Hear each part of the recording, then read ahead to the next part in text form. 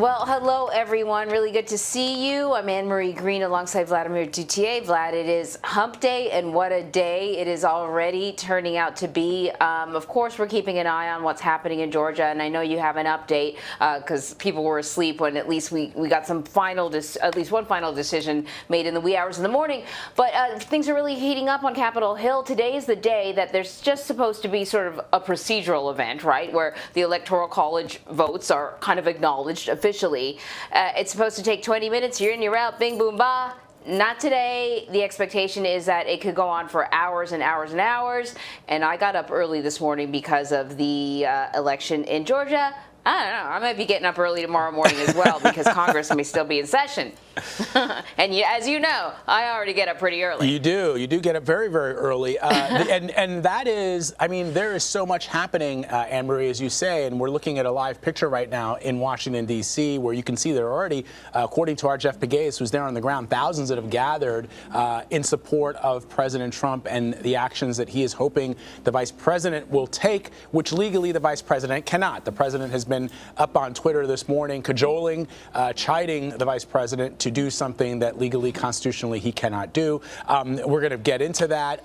But as you say, Anne-Marie, this is Wednesday, and it is a historic day just simply for the fact that the history of this country has significantly changed because Georgia is now one step closer to sending a African-American male. This has never happened before in modern times. A black male United States Senator from a southern state, the southern state of Georgia. That is Raphael Warnock, who is projected to be the winner of his high-stakes race against Kelly Loeffler.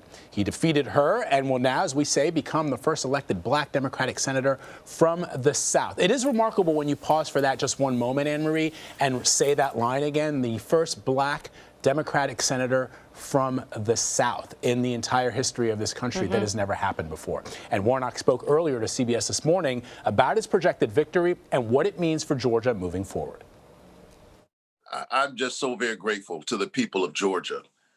They sent a strong and clear message last night when they sent a person who grew up in public housing, one of 12 children in my family. I'm the first college graduate.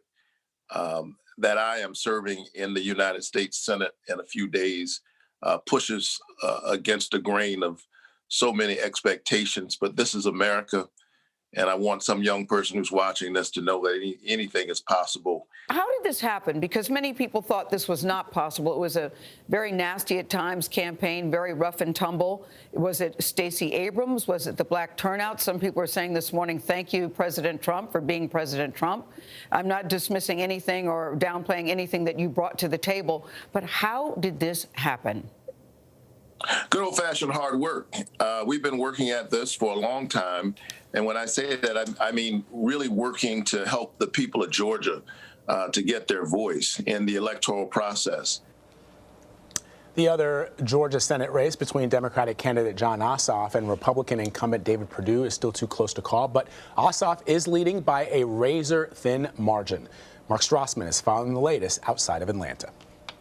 We prove that with hope, hard work, and the people by our side, anything is possible. Democratic candidate Reverend Raphael Warnock said he's headed to the Senate to work for all Georgians. But incumbent Kelly Loeffler still sees a path to victory and promised to keep fighting. We got some work to do here. This is a game of inches. We're going to win this election. We're going to save this country. That's right. That's right. The race between incumbent Republican David Perdue and Democrat Jon Ossoff is even tighter. 4.6 million Georgians cast ballots in these critical races that will determine control of the Senate. The coronavirus pandemic and its economic impact mattered most to voters. A CBS News exit poll found more than half of voters said they experienced financial hardship due to the pandemic. More than $340 million were poured into the races over 2 months. Despite President Trump's baseless claims of election fraud in Georgia in the presidential election. There's no way we lost Georgia. There's no way. That was a rigged election. CBS News found 7 in 10 Georgia voters felt confident the votes cast in this election will be counted fairly. Georgia Secretary of State Brad Raffensperger. We're a very competitive state, and we obviously have big turnout, and both parties have fought hard, to get their vote out. And so we're just going to have to wait and see how this all shakes out. Election officials told us last night there are still 27,000 early ballots left to be counted. Vlad and Anne-Marie, they added that this count is actually going much faster than it did in November because the runoff ballot was so much shorter. All right, Mark, thank you very much.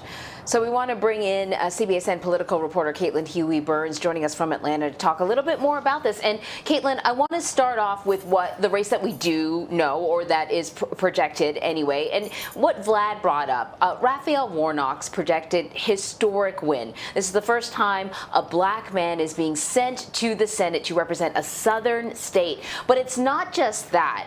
Can we talk about who came out to support him and how significant, in particular, the African-American vote has been? Because as I understand it, even more African-Americans came out to vote for him than did for Joe Biden. And Joe Biden enjoyed significant African-American support.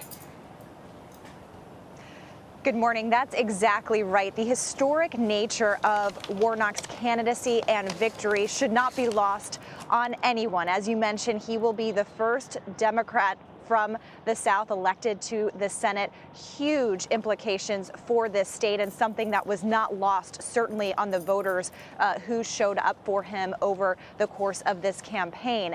I am standing outside Ebenezer Baptist Church. This is, of course, where Martin Luther King Jr. and his father held the pulpit, and where current pastor Raphael Warnock currently serves. This is also where John Lewis's funeral was, and Warnock was his pastor as well. Across the street is the original church. And so this is a really significant place, of course, here in Atlanta. And that's where Warnock was really known.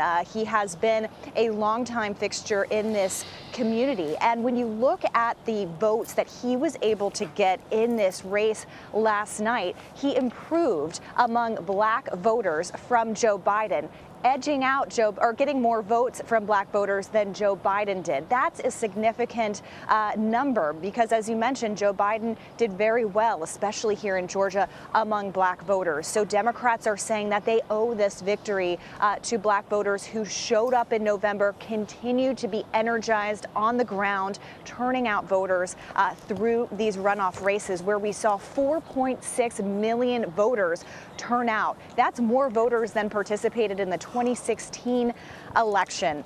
And so that's significant. Also, young voters. These are voters that Democrats had been targeting, especially voters who turned 18 right after the November election and couldn't participate in that, but could participate in these runoffs. Warnock was able to improve among those voters as well. And what's really interesting to me, having been on the ground here in Georgia, I was going back to when I was here in 2014 covering the Senate race between Michelle Nunn and David Perdue. At that time, I was going back through my reporting, and I remember when Democrats ran very different campaigns here in Georgia than they did this time around. Michelle Nunn, of course, the daughter of Sam Nunn, the well-known figure in this state, a more moderate Democrat. That kind of was the mold then. People who did not campaign on things like health care, who distanced themselves from President Barack Obama. Now you saw Warnock and Ossoff really leaning into health care as a top issue, the cost and access to health care, and also really talking about John Lewis's legacy here and talking about the historic nature of these respective candidacies. I mentioned Warnock, but also Ossoff often talked on the trail about how he was the son of a Jewish immigrant and how this is kind of the new way of campaigning here in Georgia for Democrats. And let's talk about John Ossoff, Caitlin. We know he has a very narrow lead over the Republican incumbent, Senator David Perdue. He spoke earlier this morning about the race. I want to play a bit of that, and we'll talk about it. Good morning. It is with humility that I thank the people of Georgia for electing me to serve you in the United States Senate. Thank you for the confidence and trust that you have placed in me. At this moment of crisis, as COVID-19 continues to ravage our state and our country, when hundreds of thousands have lost their lives, millions have lost livelihoods, Georgia families are having difficulty putting food on the table, fearing foreclosure or eviction, having difficulty making ends meet. Let's unite now to beat this virus and rush economic relief to the people of our state and to the American people. I will work in the U.S. Senate to support a robust public health response so that we can defeat this virus. So, Caitlin, you talked about the historic nature of Reverend Warnock, but let's also talk about the historic nature of Jon Ossoff. If he is victorious in his quest to be a United States Senator, he will be the first Jewish senator ever elected by the state of Georgia and the first Jewish senator from the South since the 19th century. And that's important to note because during the campaign, as you know, Caitlin, his opponents used racist imagery. They did the same with Reverend Warnock, but they also used racist imagery of Mr. Ossoff to portray him as someone other. And he actually capitalized on some of those Facebook attack ads and called Senator Perdue out about it. But it is also very historic that if Jon Ossoff wins this race, we are looking at a very different state of Georgia when it comes to the demographics. And a lot of that credit probably has to go to Stacey Abrams. So how close is Ossoff to clinching this? That's exactly right. And that's the point that Democratic voters that we were talking to wanted to make clear. They wanted to send a message from Georgia that Biden's victory here in November wasn't just a one-off, that this is a state that is changing. Its demographics have been changing and its politics have been changing. And so if Ossoff is able to pull this out, this race is still too close to call. He is leading Perdue by about 16,000 votes at this point. And so we're watching some more votes coming in today from Fulton County, where I am, and DeKalb. Those are Democratic areas that we expect Ossoff's number to continue to grow. And what we'll be watching for, too, is that percentage. Remember, here in Georgia, if races come within a half percentage point, there's an automatic recount. So we'll just keep an eye on that percentage. But he is currently leading by about 16,000 votes. And this is significant, too, Vlad and Anne-Marie, because Democrats in these races were trying to improve on Biden's numbers. Remember, in November, the Democrats got fewer votes than Joe Biden did in that race. Now they were able to almost replicate Biden's turnout and especially increase numbers among black voters, which is significant. So when you're looking at these margins, Warnock is ahead of Loeffler by about 53,000 votes. Ossoff is ahead of Perdue by about 16,000 votes. Biden won this state by about 12,000 votes. So Democrats here have been telling us that they want to send a message that Georgia is continuing to change. You know, Caitlin, on that phone call with the Secretary of State there in Georgia, the president spoke a bit about how he felt that other Republican lawmakers had been riding his coattails to get elected or reelected during the November election. He rallied for these two Republican candidates here in Georgia, though a lot of those rallies, he spent an awful lot of time talking about himself and how he was cheated out of the presidential election and really required the two candidates to co-sign on what many are saying is sort of a mythology that he's building up, because there's no widespread fraud. There was no widespread fraud in November. I got to ask you, you know, how's it working out for them, their association with the president? Does this tell us anything about the president's grip or influence on the Republican Party when we look at how at least one race looks like it's lost, though Kelly Loeffler hasn't conceded yet? The projected winner is a Democrat, and it's razor, razor thin with the other one.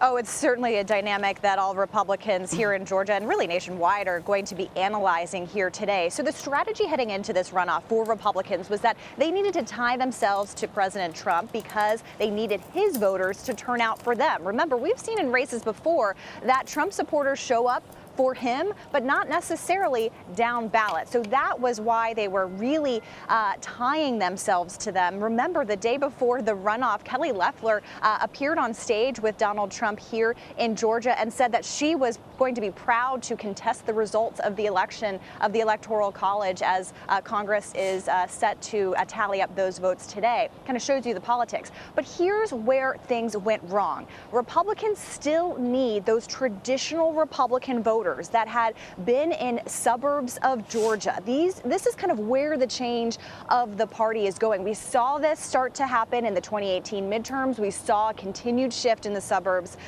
during the presidential race. And here in Georgia, you're continuing to see it. And that's where Republicans also needed to turn out voters, not necessarily just Trump supporters, but also traditional Republicans who may not have supported Trump, may have supported Biden as a check on Trump, but those who may have wanted some kind of check on power if Biden were to be president. Those are kind of where those areas are where Republicans are looking to see kind of where things went wrong. And if they alienated some of those voters, they needed to turn out by tying themselves explicitly to the president. All right, Caitlin Huey-Burns for us today in the great state of Georgia. Caitlin, thank you very much. We appreciate it.